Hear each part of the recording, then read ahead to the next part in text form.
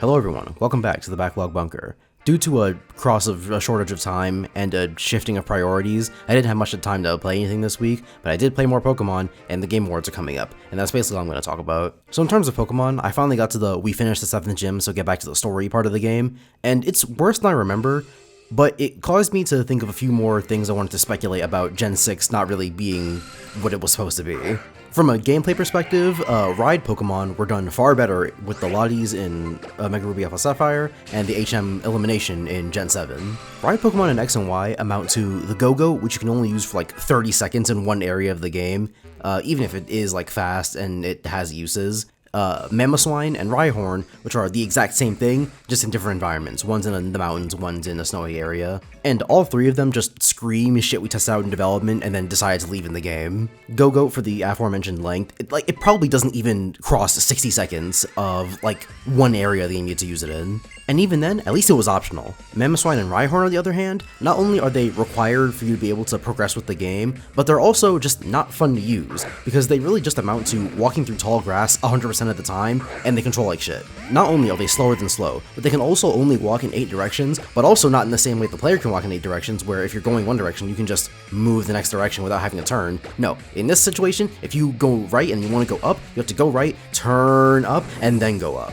And then just for shits and giggles, there's rocks along the way that you have to break to be able to progress, and it doesn't, like, do anything. You just walk up to them and you press A while you're riding them. I would kill to be a fly on the wall when they were discussing this mechanic, because what happened here? Is there supposed to be a fun part of this? Is there supposed to be a purpose to it? Or was it just experimenting with Ride Pokemon, and they didn't take it out of the game? Then from a story and theming perspective, consider this. When you think about the Alpha and the Omega, the beginning and the end, what pair of legendary Pokemon might represent that more? The two who are embodiments of the land and the sea, or the two who are presented as life and death? Obviously this is in reference to Omega Ruby and Alpha Sapphire, because like I mentioned last week, it really feels like Omega Ruby and Alpha Sapphire were supposed to be the first 3D games, but they did X and Y instead.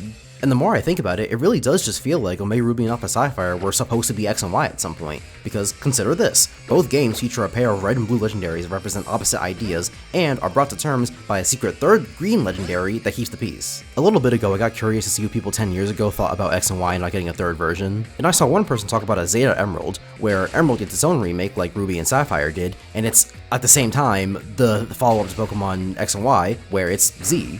Because considering the legendaries, Gens 3 and 6 have a lot of parallels between their trios, don't they? Zygarde is even snake-like Rayquaza, though maybe at this point we're getting to stretches. I'll tell you what's not a stretch though, Mega Evolving. Again, I mentioned it last week how it's kind of embarrassing there are no Gen 6 Pokemon that can Mega Evolve, but like, again, think about it, if it was supposed to be a Gen 3 remake first, isn't it interesting that the generation that was supposed to introduce Mega Evolution, that being X and Y, somehow got away with not using it at all for the Pokemon it featured, not even the legendaries? Meanwhile, the Gen 3 remakes have a Mega Evolution for all the starters, and all the legendaries either get a Mega Evolution or an equivalent. Even in X and Y, the generation with the second most number of Mega Evolutions was Gen 3, the only thing competing with it being Gen 1 for number 1, obviously. The more I play through Kalos, the more I think about Kalos, the more I start to consider that maybe Kalos was just a big failed experiment that wasn't supposed to come out that way, which is why we didn't get a follow-up game until 12 years later with ZA. And to once again bring up those forums I was going through, every time I saw a comment, something along the lines of, oh, X and Y aren't gonna get a follow-up, X and Y doesn't need a follow-up, I'm, like, fascinated by the thoughts of what these people are doing now with Legend ZA being out. Some of those comments were from 10 or 12 years ago, and so I'm wondering if, when Legend ZA got announced, what thoughts were going through their head? Did they still have this perspective about Kalos when it got announced? If they didn't have that perspective, did they remember having that from 10 or 12 years ago?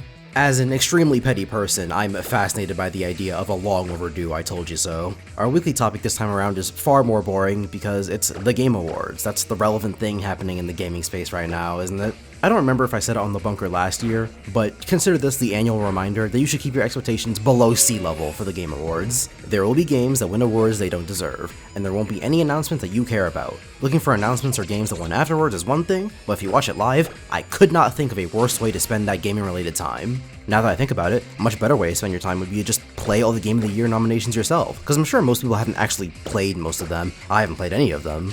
And so I think everyone would probably get more use out of playing all of those games than watching the Game Awards live. And don't say money's an issue, because it never is if you try hard enough. That's it for this week. Get out of here.